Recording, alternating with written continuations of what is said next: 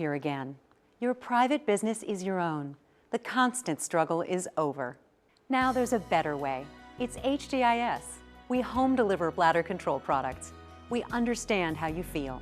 For over 25 years, we've home delivered to many of the 20 million Americans who deal with incontinence. We offer all brands. We pay shipping and use plain, unmarked boxes. If we can help you or someone you care for, call for your free product sample pack and $45 in money-saving coupons. Our counselors will help you choose the right product. And unlike stores, we're always in stock. You'll get what you need. Satisfaction guaranteed. HDIS, the better way. For your free sample pack with your free catalog, $45 in money-saving coupons, and free product samples, call 1-800-905-9814. That's 1-800-905-9814.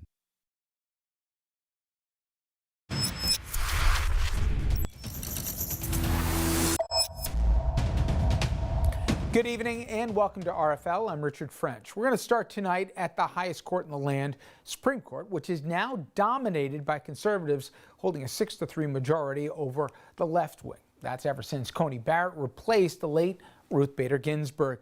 In the current session, the justices, they have just accepted the first Second Amendment case to make it to the High Court in a decade. And they're also working on potential game changers on everything from dark money in politics and how companies can hide and how much and to whom they're giving to, plus cases of abortion and the death penalty. Also, a free speech case that's playing out in a Pennsylvania high school. It's on the docket. As a 14-year-old high school freshman, Brandy Levy tried out for the varsity cheerleading squad but didn't make the cut. The frustrated teen did what so many teenagers do, express themselves on social media. In her case, her anger on Snapchat, posting this message on a Saturday off school property. I said it was F school, F cheer, F softball, F everything.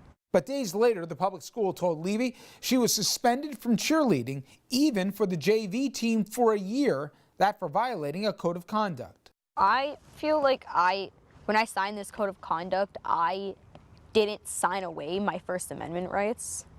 So I feel that I should be able to say what I want out of school hours, and if it's not during a school activity. I was not directing towards any coaches. I didn't have the school's name in it. I didn't have coach's name or any teammates' names in it. Now, 4 years later, that Snapchat post and Levy's punishment, they're at the center of a major U.S. Supreme Court case. This is an incredibly important case for the free speech rights of young people in this country. Any speech that's controversial or could be perceived as offensive, when it happens in school, can be punished if it would cause a disruption. But that is exactly the kind of speech that we protect outside of school. After filing suit, 2 lower federal courts ruled in Levy's favor, ordering she be allowed to rejoin her JV team. A federal appeals court affirmed the decision, saying a school's authority to enforce the rules does not apply off campus. I wasn't happy that the school stepped outside their boundaries into my home and took disciplinary action on my daughter for something that happened on a weekend in my time. But the Mahanoy School District, which declined the news request for comment, argued in court documents that the First Amendment is not a territorial straitjacket that forces schools to ignore speech that disrupts the school environment just because students launch that speech from 5 feet outside the schoolhouse gate. School leaders also arguing this could impact efforts to protect kids from cyberbullying. This case is so important because it has implications not just for school leaders in Pennsylvania, but across the nation to be able to provide for the safety and welfare of students in their schools. And for more, let's bring in our first guest to discuss. Garrett Epps. He's a professor of constitutional law at the University of Baltimore. He's also contributing editor at The Atlantic. Garrett, always appreciate the time. Before I get into some of the specific cases on the docket for the High Court, we're going to learn a lot about the court, aren't we? Because while everybody surmised about the new makeup of the court and everything, there are some key tests to see just how far they're willing to go. We learned a little bit by the cases they've chosen to take, but nonetheless, this is really the first full blush as to the new makeup of the court. It is, Richard, but I will say there are already straws in the wind and have been really since this summer that indicate that The new majority is well aware that they no longer have to placate the Chief Justice and that they are prepared to go for some of their most serious goals in areas ranging from religion and the Constitution all the way to gun control and administrative law. So I think we should be prepared for a period of rapid change in constitutional doctrine. Well, let's take that to the nth degree, potentially. There was a piece in the Huffington Post. I want to get your take on it, and it had to do with something that you've probably forgotten more than I'll ever know, but Article 5 convention. I know it's inside baseball to the hilt, but the argument follows, and I'll let you explain the potential consequences of this. If Republicans take back the House next November, which is highly conceivable, maybe betting money would even be there, let alone take back the Senate and eventually the White House, we could see basically a complete reinterpretation about the Constitution, the applicability, states' rights, and so much more. It started off as maybe just some, fringe idea 4 or 5 years ago, but they might really go for it here if certain things, and I know there's a lot of ifs in that scenario, but that's really where they think with this court, they could go that far. Well, the Article 5 convention movement has been around now for at least 20 years. It is a very serious and very radical attempt, basically, to wipe out the existing Constitution and, more to the point, the judicial interpretations of it that have allowed us to have a democratic system. I think that groups like ALEC and groups affiliated with the Koch brothers have been working for quite a while to have draft articles ready if an Article 5 convention is called.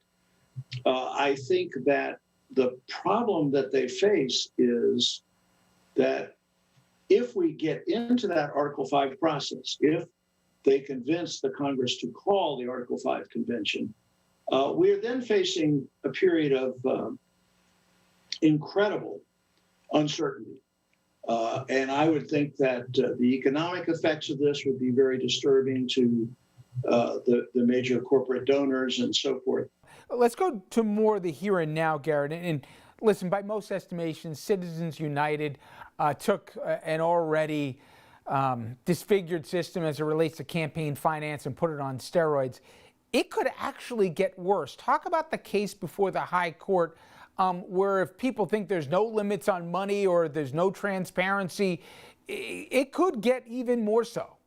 Yeah, if you go back and look at the Citizens United decision and what the court actually said, they said we are, in essence, deregulating independent expenditures by rich individuals, corporations, and unions. But they said Congress can manage, the legislatures can manage this problem by requiring disclosure.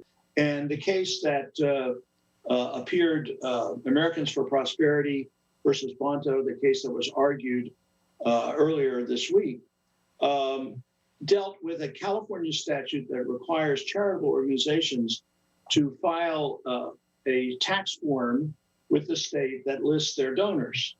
It seems quite possible that the justices are going to say that requiring these charities to disclose the donors, even confidentially, violates the First Amendment. And then the next case is, about super PACs and even campaign candidates, that it violates their First Amendment rights to have to tell where their money is coming from.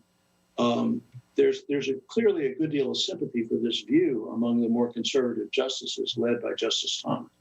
And it is something to be very concerned about. I showed my audience before I introduced you about that free speech case. And on its face, it says, you got a kid who vented when she got home on Snapchat about not making some team. And the school said, nope, you violated your code of conduct. We'll take some punitive action. But give me, Garrett, where this is not just about a kid and whether or not she did this on school grounds or at home. Give me the application, how this could go beyond some teenager saying some 4-letter words online. Well, if the school district wins the decision they want, Basically, the court will have given school administrators, K through 12 school administrators, the presumptive right to control and punish any kind of speech by their students on social media anywhere in the world. Now, this would be phrased slightly differently. They're going to say, well, but it can only be done if there's disruption. So the school district in this case is asking for a fairly broad rule that really, I think, would be very bad news for students. On the other hand, you have some libertarian and religious groups that are, picking up that they want students to be able to express themselves, that, letting schools regulate what students can say off campus may impact the kind of religious expression they can engage in and so forth. So it's not clear which way the court's going to go. It's going to be a fascinating oral argument, and people who can listen to it should. To the New York gun case, and specifically the court reconsidering what New York can and can't restrict in terms of guns if somebody has a legal permit from outside the area. I spoke about this with a leading contender to be the next DA in New York yesterday, but this has broader applications than just New York and guns. We're getting into some state rights here and the ability for municipalities to make their own regulations, and which is the superseding, in effect, right, whether it comes from outside state lines when they cross or not, right?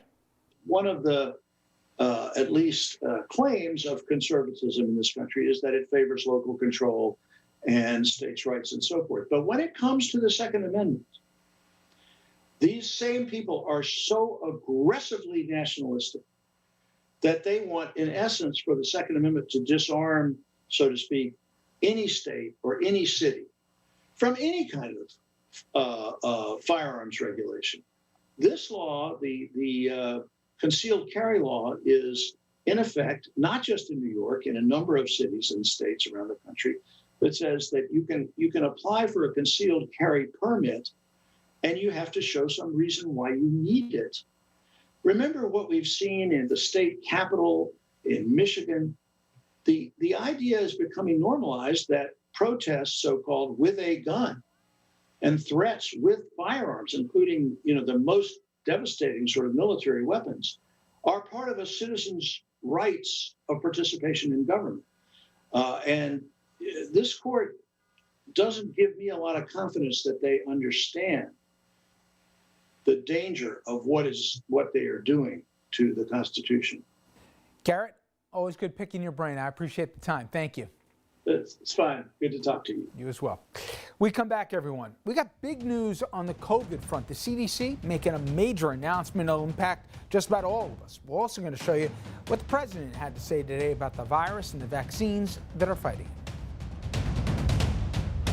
This is important news for people who have taken Zantac or its generic ranitidine and then suffered from cancer. Zantac and generic ranitidine have been linked to cancers such as bladder cancer and kidney cancer. According to the FDA, Zantac and ranitidine contain NDMA, a known cancer-causing agent. NDMA has been linked to cancers of the bladder, kidney, colon, esophagus, liver, ovaries, pancreas, and other cancers. If you or a loved one took Zantac or ranitidine and were then diagnosed with cancer, call the lawyers at Davis & Crump right now to see if you're eligible for a cash award and medical expenses. Call the lawyers at Davis & Crump right now if you or a loved one took Zantac or generic ranitidine and were then diagnosed with bladder cancer, kidney cancer, or any of these cancers. Call now to see if you're eligible for a cash award and medical expenses. Our first consultation is free, and we don't get paid unless you get paid. Call Davis & Crump right now. Operators are standing. Villains, robbers, bandits, crooks, they're all over your TV screen. But the biggest thieves are behind your screen. I'm talking about the cable companies. They charge monthly subscriptions, fees, rentals, and force you to take long-term contracts. Well, it's time to say goodbye to the cable guy. because now you can watch 4K Ultra HD broadcast TV for free. Introducing Clear TV's new 4K Ultra HD design, the Premium HD. Just plug it into your TV and start watching for free. You will instantly receive top-rated network shows, local news and weather, sporting events, and even Ultra HD 4K broadcast shows, all for free. Thanks to federal government mandate, all broadcasters are required to transmit a digital TV signal through the airwaves. The new Premium Clear TV lets you bypass cable or satellite to bring network and 4K broadcast shows directly to your television. Retract the antenna to keep it small or extend them for maximum reception. Setup was so easy. I took my Clear TV antenna, plugged it into the back of the TV, and now I can watch my favorite broadcast channels anywhere in the house for free. We're just off the coast here in the Gulf of Mexico receiving free network broadcast HD TV. Imagine all the free shows you'll receive at home. Basic cable and satellite services can cost you up to $80 a month. That's $960 a year and almost $10,000 over a 10-year period. Watch TV in as many rooms as you like with no additional monthly fees. Stop spending money you don't have to spend. Call or go online now and get your premium Clear TV 4K Ultra HD antenna for only $19.95. It's backed by our 60-day money-back guarantee. Order now and you can add a second Clear TV free. Just pay separate processing and handling. That's a $40 value for only $19.95. I can't believe I get all these channels for free. Plus 4K Ultra HD, Clear TV is for real. The vaccines are about saving your life, but also the lives of the people around you. But they're also about helping to get back to closer to normal in our living, more normal living. Getting together with friends, going to the park for a picnic without needing to mask up. We're back to that place now as long as you get vaccinated. So go get the shot. It's never been easier. President Biden once again urging Americans to get vaccinated. He spoke just about an hour after the CDC made a big announcement about mask wearing. America inching closer to a return to pre-pandemic routine. The bottom line is clear. If you're vaccinated, you can do more things more safely, both outdoors as well as indoors. The CDC issuing new mask guidelines for Americans who are completely inoculated. If you're in that category, the health authority says it's safe to return to most all outdoor activities without a mask, including outdoor dining. There are many situations where fully vaccinated people do not need to wear a mask, particularly if they are outdoors. But when it comes to meeting indoors, the CDC still recommends masking up. We know that the virus spreads very well indoors. The CDC still advising against ditching your mask at crowded outdoor settings like stadiums and concerts, but the mask rollback for vaccinated Americans is a testament to the efficacy of the vaccines. It shows just how powerful these vaccines are in our efforts to end this pandemic. The road to recovery is still a ways away. Vaccine hesitancy is still a concern, as ABC News Washington Post poll finds almost 1 in 4 Americans saying that they will not get a shot. And after the Johnson & Johnson one-dose shot was paused for 11 days due to a rare blood clots that were really never conclusively linked to the vaccine, more Americans now seem hesitant to receive a second dose of the Moderna and Pfizer vaccines. It really made me think more than twice about going back and getting the second one. In Tennessee, Governor Bill Lee lifting his state's pandemic restrictions. COVID-19 is now a managed public health issue. And for more, let's bring in our guest, Dr. Amish Adalja. He's a senior scholar at Johns Hopkins University Center for Health Security. He's also an emergency medical physician. And doctor, it seemed to me that when I saw the heads of the CDC and the national medical officials today, that they were trying to navigate this line, that they see we've got a real problem still with the non-vaccinated folks and these variants. But at the same time, they know that if they don't give a little to the American public who's fatigued, they're going to just tune out. So in opening up, especially with outdoor activities to be unmasked, if vaccinated, they seem like they were trying to thread a needle. I wouldn't put it as like giving something to the public. What they're really doing is actually taking actions that reflect the science and epidemiology. And we've seen from the beginning of this pandemic that epidemiologically it is very low risk when you're engaged in an outdoor activity, and it's even lower if you're a fully vaccinated individual. So this, I think, lifting of some of the mask guidance for what fully vaccinated people can do and what unvaccinated people can do outdoors is something that was long overdue and is reflective of the science. And I think it's important that people see these vaccines as a path back to gaining their life back, that they see these vaccines as something that's going to improve their individual life and enhance their lives, because we're slowly running into a wall here of people who are wanting to get vaccinated. All of the people who were really eager to get vaccinated have likely been vaccinated by now, and now it's really going to be kind of a more slow-moving vaccination process to get the vaccine hesitant or people who've been putting this off to get vaccinated. Let's get to the vaccine hesitant. How much of that do you believe was the decision by the government through an abundance of caution to halt the vaccine when there was, I think, a half a dozen cases out of more than 6 million that were administered?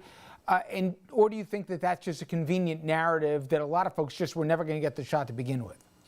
If you look at the polling, there clearly has been some increase in vaccine hesitancy specific to the Johnson & Johnson vaccine and the pause. And I was somebody who didn't necessarily think that a blanket pause was necessary. I think we could have investigated these cases. We could have alerted clinicians and healthcare providers and public health agencies and talked to the public about risks and benefits without a 10-day pause, because we knew that during that pause, it was going to cause people to worry about this vaccine. There's already been a lot of misinformation about vaccines. The Johnson & Johnson vaccine had a slew of negative headlines, and I think that is going to be something that makes it harder for people to get the Johnson & Johnson vaccine, because they're going to be stuck with all of these headlines, not the risk-benefit calculation that showed how extremely rare this side effect is. But there was vaccine hesitancy before, and there's going to continue to be vaccine hesitancy, and we have to be really proactive and talk about the amazing benefits that these vaccines have and how extremely safe they are. You know, I hate to pick a specific example because, as you said, you don't want an outlier to become the norm. We saw that first grader die in Minnesota recently of COVID. We've seen in the reporting in Michigan in particular, a younger population that's taking up the emergency rooms and that are needing to be put on life support. The variants, how concerned are you about them and about how the strain is more pronounced, particularly in different populations than in the original COVID strain that we saw? So you have to remember that it's very complex to untangle the role of the variants. These variants are likely more transmissible, meaning they go from person to person faster, more efficiently. But when you look at the vaccines are highly effective against what is a dominant variant here in the United States, the 117 variant. But what you have to remember is that our prioritization scheme for vaccines did not include younger people early on unless they were high risk. So when you see what you see is the epidemiology shifting, that older individuals are vaccinated, so they're not getting infected. But younger people who are more risk tolerant, who are out and about doing their activities, are getting exposed. And what they're getting exposed to is the dominant strain that's out there, this variant, and that is landing some of them in the hospital, though at much lower rates than what we saw with older populations. So the goal with the variants is to stop their spread. And the best way to stop their spread is to get people vaccinated. So as more and more people are now eligible for vaccination, hopefully they'll take part of it in vaccination, and we'll start to see this variant slow, because we know in places like Israel, where they were inundated with the 117 variant, they were able to really halt it just by vaccinating their population to a high degree. That was my next question. What is the degree that will get us to mass or herd immunity? What do we got to get to here, doctor?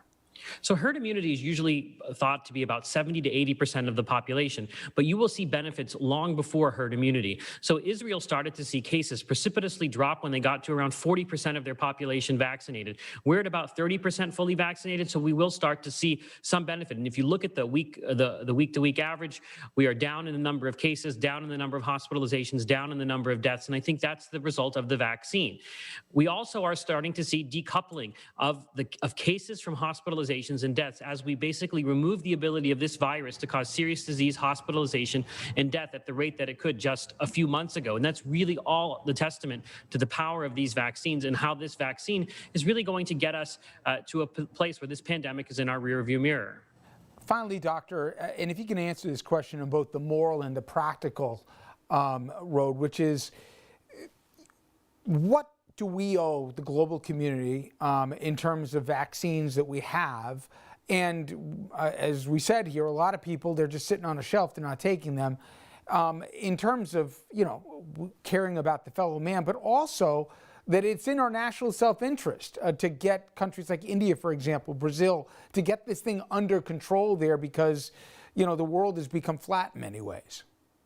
If we don't have this virus controlled in all corners of the globe, the virus is going to continue to evolve and spin out variants that are going to threaten everybody. We also know that countries like India are a major part of the global economy. They're actually one of the major places that we're looking to make vaccines for COVID around the world. So we really have to be aggressive at trying to extinguish what's going on in India. And I do think that, for example, the AstraZeneca vaccine, which is not approved in the United States, we have tens of millions of doses that could be shipped strategically to international spots in order to help them control cases. We know that the CDC is sending a strike team to India to help them get a handle on their cases. So there's a lot of things that we can do because it's really important to remember that the world is still going to be disrupted until COVID is not a threat to any country anymore. And that's going to be through mass vaccination, and that needs to occur globally. Dr. Adalja, it's always good catching up. Thank you so much. Thank you. And up next, a D.C. insider is going to join us to discuss President Biden's first 100 days, also what we can expect to hear from the president tomorrow night during his primetime address, and also how the American public feels about the job he's doing. Is your AC busted, computer crashed, appliance broken? Then you need ARW, American Residential Warranty. Hi, it's me, Anthony Sullivan. And yes, you've actually caught me at home relaxing because life's been pretty worry-free since I got coverage with American Residential Warranty. Home appliance repairs and replacement can cause stress and cost you over $3,000 per year. But starting at less than $1 a day, ARW has home warranty plans that cover household appliances, systems, and electronics. Parts and labor included. When I needed ARW, they were there. My oven actually took a dive in the middle of making a big dinner for family and friends, picked up the phone, called ARW, they repaired it, dinner saved, that easy. My air conditioning broke on a Sunday. It was so hot. I called ARW and they came out and fixed it right away. You won't believe what ARW covers. Heating and air conditioning, washers and dryers, kitchen appliances, plumbing, water heaters, electrical systems, even pools and spas, and so much more. All you have to do is call or go to getahomeplan.com. Plus, ARW's partner with Assurant to offer protection for all your new and used household electronics for just one low price. I dropped my laptop and ARW replaced it with a brand new one, and all I paid was a small service fee. All plans are fully customizable and come with a 30-day money-back guarantee. Call now and get a home security system valued at $1,250 free with any plan. And you can trust ARW to be there when you need it. Just call ARW and a licensed technician will be dispatched to your home. All covered repairs are guaranteed. My refrigerator broke, and not only did ARW repair it fast, they even sent me a reimbursement check for all the food that went bad. So come on, relax. Stop worrying about unexpected breakdowns and costly repairs. Call American Residential Warranty. They'll get you covered. Call 1-800-253-1237. Again, that's 1-800-253-1237 or log on to getahomeplan.com today. This is a national healthcare alert from the 24/7 Diabetic Health Hotline. If you, a family member, or a loved one has diabetes, listen closely. Now, regardless of your age, if you have insurance, you may qualify to receive diabetic testing supplies with little to no out-of-pocket cost. Get free delivery, free information, and all the paperwork is handled by our accredited suppliers for free. Call the 24/7 Diabetic Health Hotline now for details. Toll free at this number. But wait, there's more. If you call right now, you could get a meter upgrade. In addition, we'll give you a free pair of diabetic socks as our special gift to you. Regardless of your age, if you suffer with diabetes and have insurance, you may qualify to get free delivery of your supplies. Call now. We can help. Call 1-800-972-0451. 1-800-972-0451. That's 1-800-972-0451. Call now.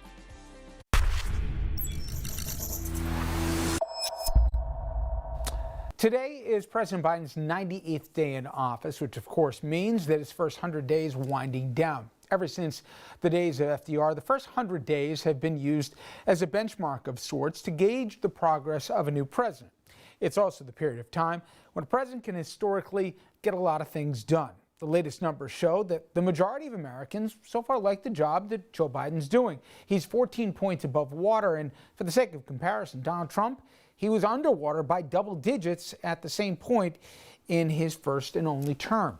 He never even got above 50%. And as you can see, Barack Obama, George W. Bush also had high marks from the American public during their first 100 days.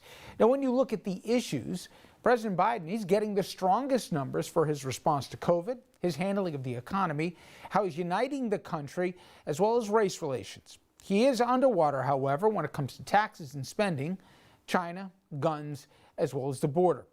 Now, President Biden will speak about many of those issues and more when he addresses a joint session of Congress tomorrow night at 9 p.m. Eastern. He's expected to give an update on the COVID pandemic, the vaccinations, push for infrastructure, and also discuss the social welfare programs he wants to enhance. I want to bring in our guest right now to discuss, David Leventhal. He's a senior Washington correspondent for Insiders, kind enough to give us a few minutes. And you know, David, I just went through some of the math here on how he's doing as a frame of reference, how Trump was doing at this point 4 years ago.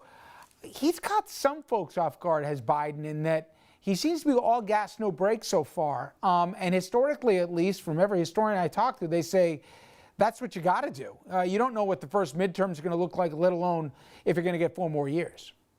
Well, Joe Biden doubly did not have a choice to let off the proverbial gas. Number one, he had an opportunity legislatively in that he has control democratically of the House and the Senate, plus he has the White House. So if you are ever going to put forward an aggressive policy agenda, you got a full house, you got a full deck. You do it in your first 100 days, or at least you set the foundation to do so.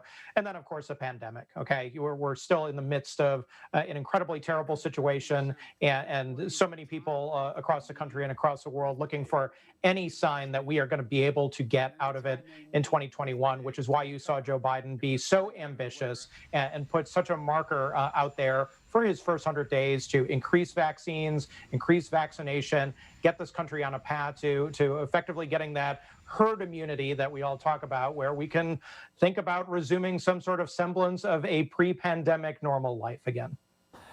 To that end, one of the things that those within the Obama administration acknowledged, if they had to do it over again, they would have liked a mulligan, was after they got the ACA through, maybe reflective of the commander-in-chief at the time, but they didn't want to self-promote. They wanted the legislation to speak for itself. And if you look historically, people now have a much more favorable opinion of the ACA than they even did at the moment. Is it because of COVID that we really haven't seen a sales job on the stimulus, and to a certain degree, more of a granular of what this, if they were able to get this infrastructure plan come through? It can't just be from the podium, can it? Correct. There has to be a deliverance of the goods, so to speak. And I think we saw that with the stimulus package, that this was something that, at least in this current day and age, with the body politic, with the electorate so polarized, that was about as wildly popular a piece of legislation as you're going to be able to get under these circumstances. So there wasn't necessarily going to have to be much of a sales job done, in the sense that many people wanted it. They were hurting. They were desperate to get aid. Cities and states around the country were also likewise desperate. So put that all together, and Joe Biden doesn't have to go on a national tour for that. Where he is probably going to have to do a much better sales job, or at least a much more aggressive sales job, is on the infrastructure front, the separate bill that we're going to be talking about probably for months ahead throughout this entire year, where Democrats and Republicans both, there is the willingness to move forward with a big, bold infrastructure package. But really right now, the question is, how do you define infrastructure? Is it just the traditional trappings of roads and highways and bridges and ports, or is it going to be something much more expansive, as Joe Biden and many Democrats would like it, to include broadband, technology, lots of stuff that if we were talking about infrastructure, say, 30 years ago, it would be just ridiculous that we were even just entertaining that notion. You know, David, I'm curious. Joe Manchin, the Democrat, at least most of the time from West Virginia, is he driving the Biden folks nuts, or privately, would they be happy to settle on 50 cents on a dollar for a lot of these proposals? Before we even talk to infrastructure, the $15 minimum wage. What do the Biden folks, do they look at Manchin as somebody who's going to help protect their center flank, or is he really holding things up as that 50th senator? Well, Joe Manchin, I think under many circumstances is the most powerful member of the U.S. Senate, given that he is a conservative Democrat or a moderate to conservative Democrat. He is not just going to simply take what Joe Biden says he wants and run with it. He is very much going to be his own man, his own senator over these next 2 years. So, yeah, of course, he's a thorn in the side for Joe Biden and for the White House. But by the same token, too, he's somebody who can definitely be a bridge to the Republican Party to, in the best circumstances for Democrats, pull some Republicans away of the Democrats on especially bipartisan issues or potentially bipartisan issues such as infrastructure. So consider Joe Manchin to be Joe Biden's biggest double-edged sword, and that he's in a way going to be treated as such by the White House. You know, I've learned that no matter what polls say, it doesn't mean it's going to move Washington, certainly not as much as the public thinks. We were talking not long ago about universal background checks. You got more than 90% of the American public wants it, but still it has not moved from a grinding halt in Washington in recent memory. On issues of, I'm not talking seismic gun control changes, but things that the public clearly wants, and then on racial justice issues, what can Biden realistically do, and how much following will he get on Capitol Hill beyond just the base Democrats? There's, if you're looking for really, truly dramatic seismic changes of the sort that would require a supermajority in the Senate for Democrats, given the current numbers, to go from the 50 senators that they have to the 60 senators that they would need to pass comprehensive gun reform legislation, gun control legislation, comprehensive immigration reform legislation. They just don't have the votes right now. So they can do this because of some quirks of Senate rules and regulations on spending bills, which is why you don't have the filibuster factoring into some dollars and cents issues that are being dealt with in the U.S. Senate. But on issues of guns, issues of immigration, and others that are particularly thorny and decidedly non-bipartisan issues, they're just going to have to wait until 2022, more or less, to figure out if they can just change the balance of the U.S. Senate.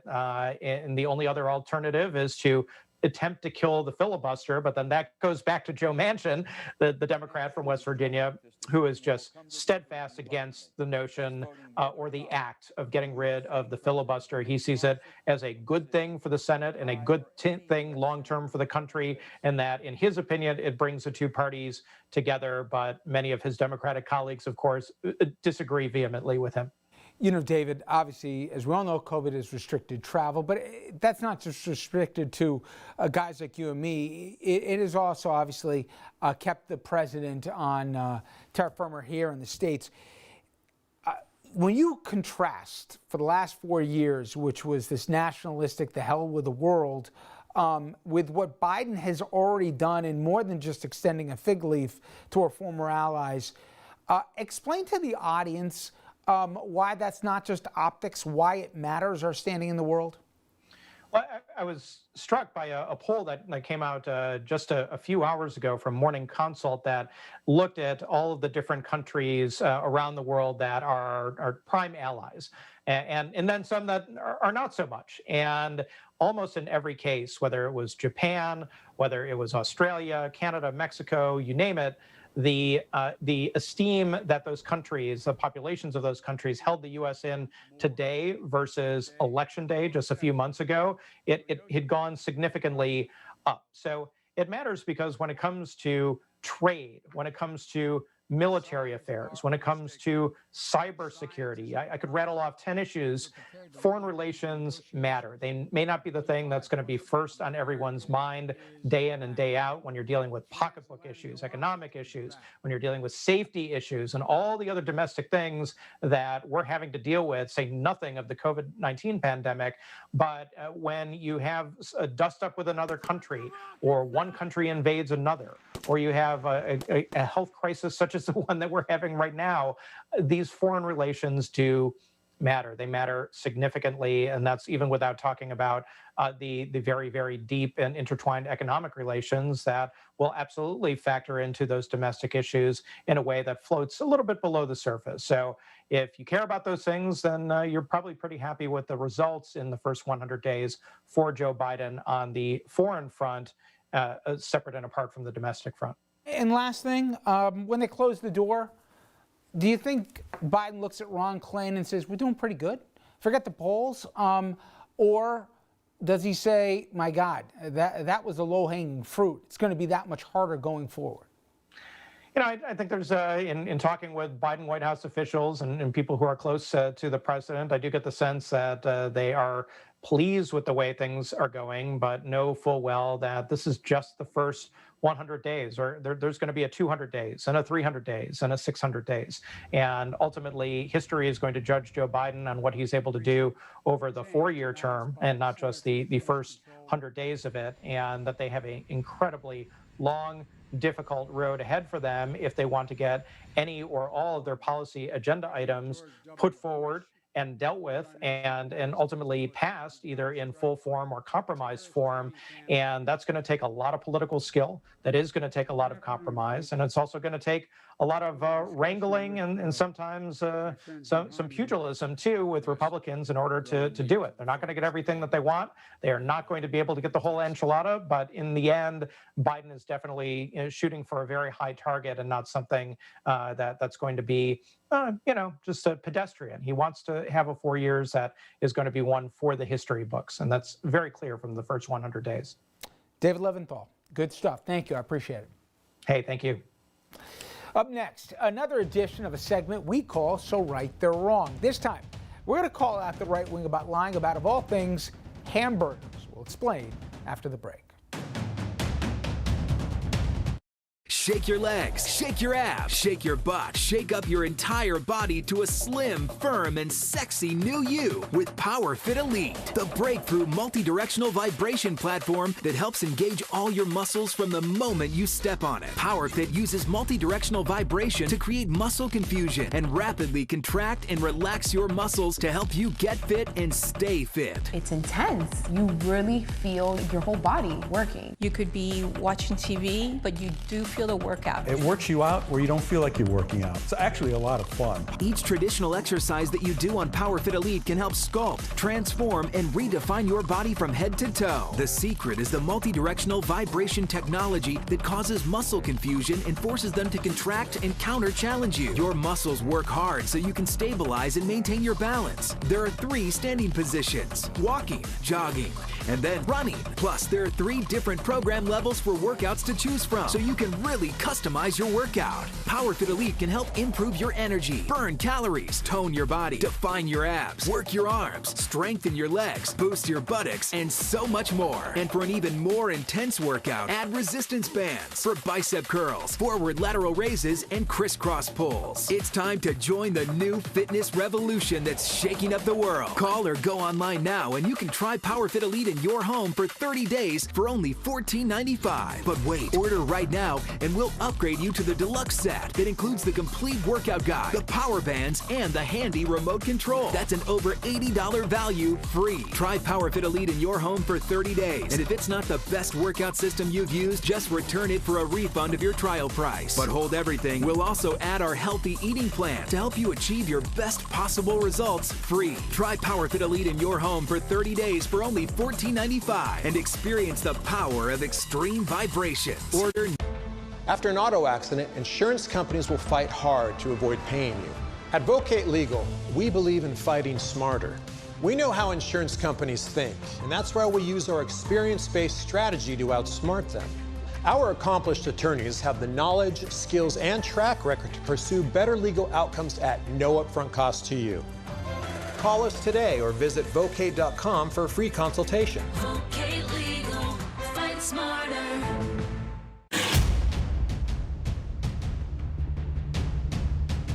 All right, time now for the latest edition of a segment we like to call So Right They're Wrong. Tonight, I'll be upfront, this is a weird one because it is not about any of the pressing issues of the day, voting rights, Capitol riot, whatever. talking about hamburgers, I kid you not. Now, this all started when the Daily Mail published an article saying that President Biden's climate plan would force people to limit the amount of beef that they eat to roughly 1 burger per month. The beef business does generate some greenhouse gases, we all know that, but Biden has not said a syllable about limiting burgers. But, of course, that didn't stop our friends over at Fox from jumping all over the story. To meet the Biden Green New Deal targets, America has to, get this, America has to stop eating meat, stop eating poultry, fish, seafood, eggs, dairy, and animal-based fats. Okay, you got that? No burgers on July 4th. No steaks on the Barbie. I'm sure Middle America is just going to love that. The left wants fewer cows because of those pesky greenhouse gases that cause way too many emissions and light up the environment. So the cows must go, along with the jobs of ranchers, farmers, packers, truckers, wholesalers, retailers, as well as your individual preferences. The Democrats always said they want government to stay out of the bedroom. But it looks like the government just walked downstairs into your kitchen. Because Americans are going to have to cut their red meat consumption by 90% in order to reduce emissions to hit Biden's target. That means you're only allowed to eat 4 pounds of red meat a year. That adds up to a burger a month. That's it. I just want to note, you saw correctly, the Jeanine Pirro graphic was a flaming cow fart, yes.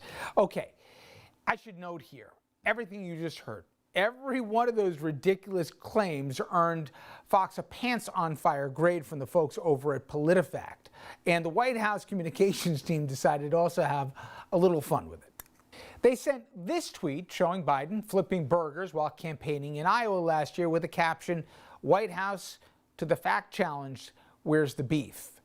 Clara Pella, remember back in the day from Wendy's. Now, I should mention, while this is stupid, this is also completely invented.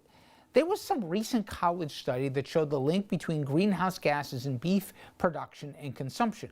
But it never entered into Biden's policy decisions. He never even mentioned it out loud in public. So when the folks over at Fox say that Biden wants to take away your burgers, they're not just hyping stuff. They're just flat out lying for the sake of lying. And unfortunately, this is not some random exception. This is becoming the norm. All right, when we come back, we're going to show you the very latest political news coming out of D.C. and also California. Plus, I'll tell you about something that will impact every single person watching us right now, but not necessarily for the better. IRS, open up. The IRS is the most feared agency in the country and has the power to seize assets, garnish wages, and even put you in jail for back taxes and unfiled tax returns. Don't be a victim. Call Kick IRS right now and let us kick those IRS problems out of your life once and for all. Our powerful team of tax experts will fight hard for you and will not stop until we've resolved your tax problems on your terms. And if you qualify, we may even reduce or eliminate your tax debt altogether. No more sleepless nights wondering when the IRS is going to come after you. Take control of your tax problems today and make the phone call. We have an A rating with a Better Business Bureau, and we offer a 100% written guarantee, so there's nothing to lose and everything to gain. The consultation is free and the phone call is free. So pick up the phone right now and kick those IRS problems out of your life once and for all. Call 1-800-719-3527 to get the tax help you need today. Again, that's 1-800-719-3527 or go to kickirstv.com. When you fall and can't get help, you will lie on the floor for hours or days in constant, terrible anguish, which often results in a tragic outcome. But with Life Alert, one touch of a button can get you help fast. Don't worry, help is on the way. With any of Life Alert's 3 emergency systems, help can be summoned immediately, whether at home, I've fallen and I can't get up. in the bathroom, I've fallen in the shower. or on the go. Help! I'm in the park and I can't get up. And batteries never need charging. Life Alert saves a life every 11 minutes. For a free Life Alert brochure, call 1-800-215-6582. That's 1-800-215-6582. Call now. 1-800-215-6582. Attention timeshare owners. This is an urgent consumer alert from the Timeshare Exit Hotline, a national company specializing in helping consumers legally get out of their expensive timeshare contracts. We're offering you a way to legally get rid of your timeshare. So if you're fed up with the maintenance fees that keep on coming and want to learn if you can terminate your timeshare legally and permanently, call today. Call the number on your screen today. It's a free call.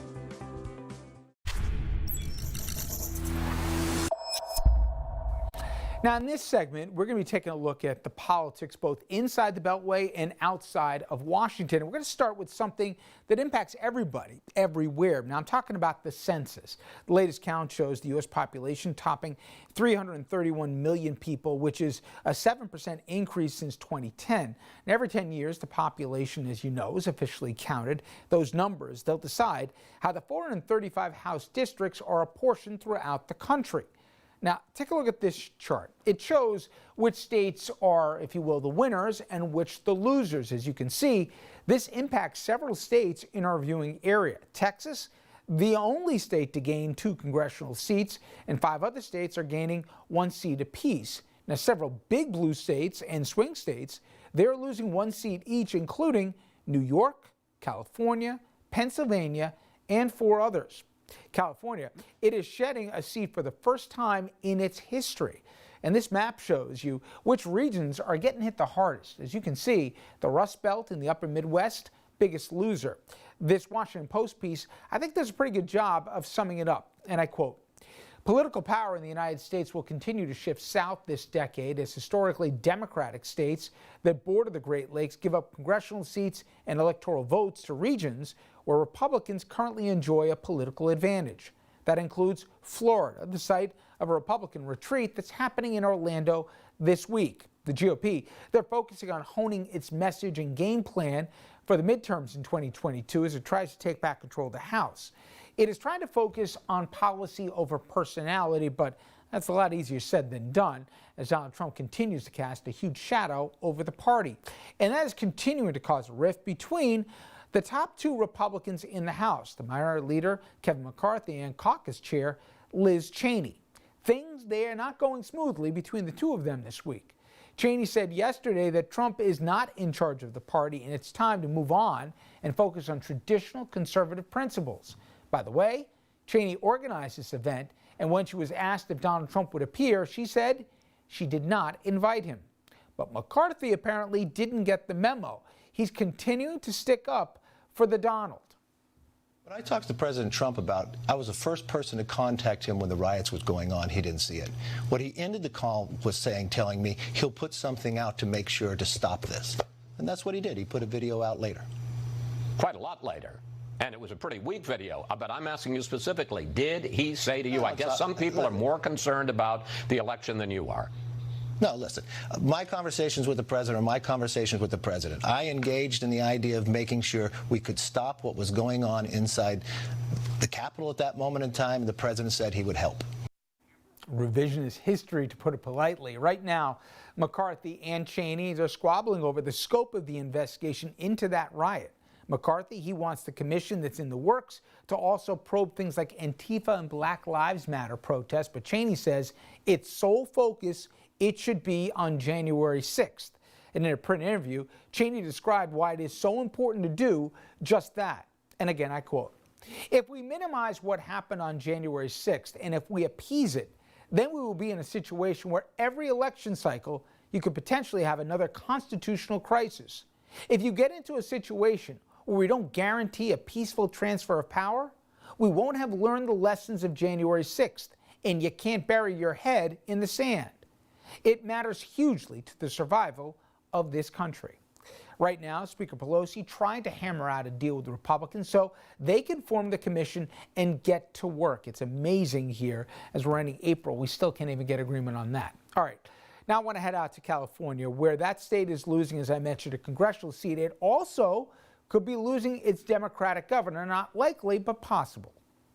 California's Governor Gavin Newsom facing that Republican-led effort to oust him from office. On Monday, the state announcing the recall effort easily topped the 1.5 million verified voter signatures necessary to trigger a special election likely this fall.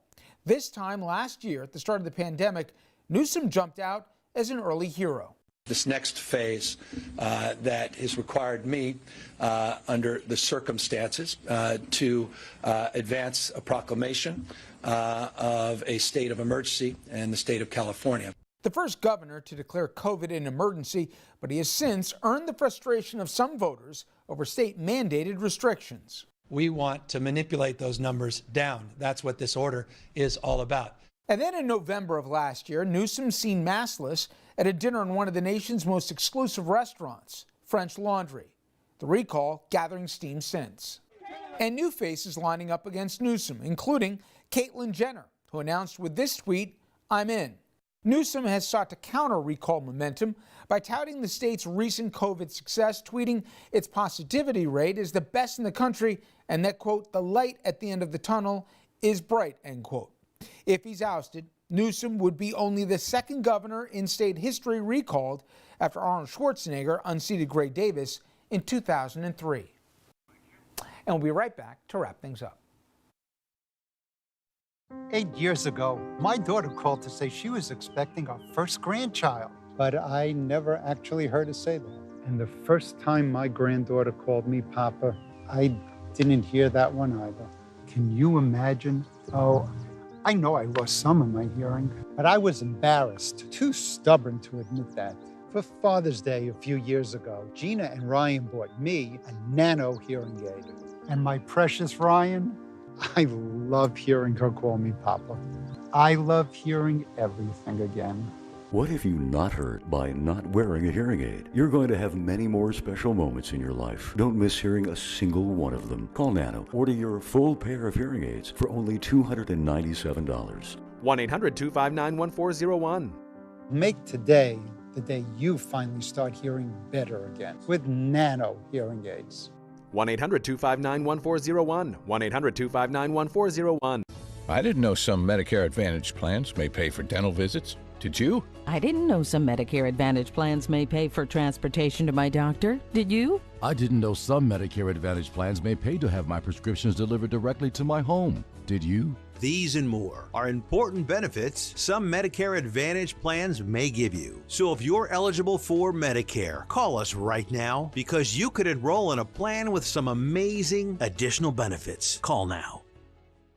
This is important news for people who took certain drugs for HIV and then suffered serious injury to their kidneys or bones. Your HIV drug could have contained TDF, an ingredient known to increase the risk of kidney disease and kidney failure. TDF has also been linked to bone fractures, bone density loss, and softening of the bones. If you or a loved one took Truvada, Viriad, Atroplus, Stribild, or Complera and then suffered from kidney disease, kidney failure, bone fractures, osteoporosis, osteopenia, or osteomalacia, call the lawyers at Davis & Crump right now to see if you're eligible for a cash award and medical expenses. If you or a loved one took any of these medications and were then diagnosed with kidney disease, kidney failure, bone fractures, bone density loss, or softening of the bones, call Davis & Crump right now to see if you're eligible for a cash award and medical expenses. Our first consultation is free and we don't get paid unless you get paid. Call Davis & Crump right now. Operators are standing by.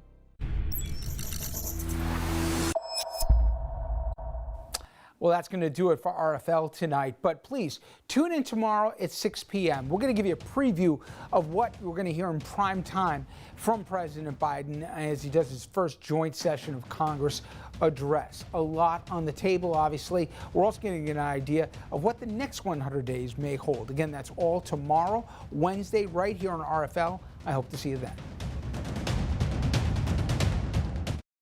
Hi,